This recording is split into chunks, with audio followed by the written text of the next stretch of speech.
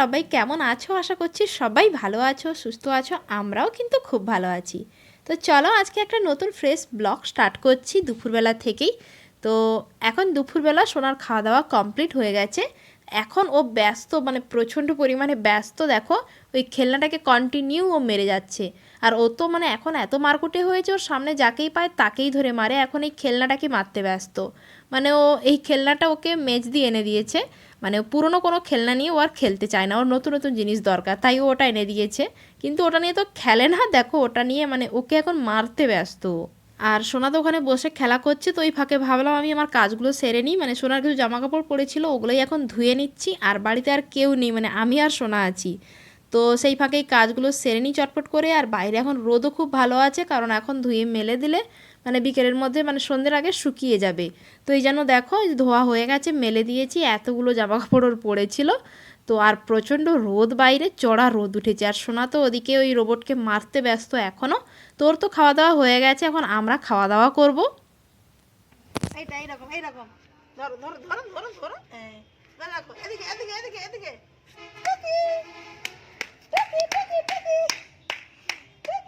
দেখি দেখি দেখি পাপা দেখি। তো আগের যে ভিডিওটা শেয়ার করেছিলাম সেখানে বলেছিলাম মানে দেখিয়েছিলাম বা আমরা বেড়াতে যাচ্ছে। তো তারপরে 3 দিন হয়ে গেছে। তো আজকে 3 দিন পরেই দেখো ছোট বোন এসছে, ও আর ওর ছেলে। তো এখন এই যে 3 বোন মিলে পুরো ঘরে মানে ফাঁকা ঘরে থাকবো। 3 বোনের ওপর দায়িত্ব ঘর সামলানোর। আর বাচ্চাগুলো তো আছে, হই হুল্লোড় করে কেটে যাবে। দাদু দিদা কই? তোমায় নিয়ে গেল না? ইয়ে বাবা, কি হবে? তো আজকে কি চিকেন হবে? চিকেন খাওয়ার যে পয়সা নেই, দাদু যে দিয়ে যায়নি। চলে এসেছি স্কুল থেকে। স্কুল থেকে চলে এসছে দাদা? তুই স্কুলে যাবি না? যাব না? এই যে সবাইকে হাই বলে দাও। হাই গাইস, সবাই কেমন আছো? সবাই আমার মিমির ব্লগগুলো দেখবে বলো। মিলি ব্লগ উচ্চারণ হচ্ছে না তো। ডোডোটা রেখে দাও, ভেঙে দিও না। চলাই চলো। এই যে এই মেয়েটা এসছে আজকে, নিজে তো ঘুমোয়নি, আর এসে দেখো এই সোনাকে ঘুম থেকে তুলে দিচ্ছে। মিমি ঘুমোতে দেয় না। আর এই যে দেখো সবাই মিলে এক বিছানায় বসে পড়েছে, সব বদমাইশের দল। আর ও বলছে আজ চিকেন খাবে, কিন্তু বললাম আজকে তো খিচুড়ি হবে। মাংস হবে না, খিচুড়ি হবে। পনির খাবে, পনির। নাম কি তোমরা জানো? রিভুদন। তো এই যে সবাই মিলে সব বদমাস, যে এই একটা বদমাস, এই একটা, ওই যে একটা ওর নাম ভাকু। তো এই যে সব বদমাইশ গুলো বসেছে এখানে বদমাইশি করার জন্য। এর নাম রিমিদা। তো এই যে দেখছো আমি রেডি হয়ে পড়েছি, এখন রেডি হয়ে যাচ্ছি বলতে বাজারে। বাজার বলতে আজকে বুধবার, তো আমাদের এখানে বুধবার আর শনিবার বাজার বসে। তো চলো এখন বাজারে যাই, আর বাজারে গিয়ে মানে কি কিনতে যাচ্ছি তো এসে তোমাদের সঙ্গে শেয়ার করব। তো চলো। তো এই যে দেখো এখন চলে এসেছি বাজারে। তো বাজারে মেন বেরিয়েছিলাম বলতে সোনার জন্য ফল নেব বলে, মানে বাজারে না এলেও হতো, কিন্তু দিদি বললো কিছু সবজি লাগবে, তাই জন্যই সোজা চলে এসেছি বাজারে। তো আমাদের এখানে সপ্তাহে 2 দিন বাজার বসে, এই বুধবার আর শনিবার। তো তাই আসা। আর বাজারে তো সেভাবে আসাও হয় না, তাই জিনিসপত্রের কি দাম না দাম বাজারে মানে যেন আগুন। আর শীতকাল মানেই সবজির সম্ভার বাজারে, কতই না সবজি, খুব মানে আমার তো কেনাকাটা হয়ে গেছে, মানে যেগুলো নেওয়ার এখন ঘুরে ঘুরে সবজিগুলোই দেখছিলাম আমি। আর কি বলো তো, মানে বাজারে না বেরোলে মানে বোঝাই যায় না জিনিসপত্রের এত দাম, বাজারে গেলেই একমাত্র বোঝা যায়।